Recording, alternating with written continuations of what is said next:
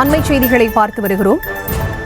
அரைத்த பொய்யையே EPS அரைத்து வருவதாக அமைச்சர் ரகுபதி தெரிவித்திருக்கிறார். திராவிட மாடல் அரசை குறை கூற காரணங்களின்றி ஒரே பொய்யை இபிஎஸ் அரைத்து வருவதாகவும் அமைச்சர் தெரிவித்திருக்கிறார்.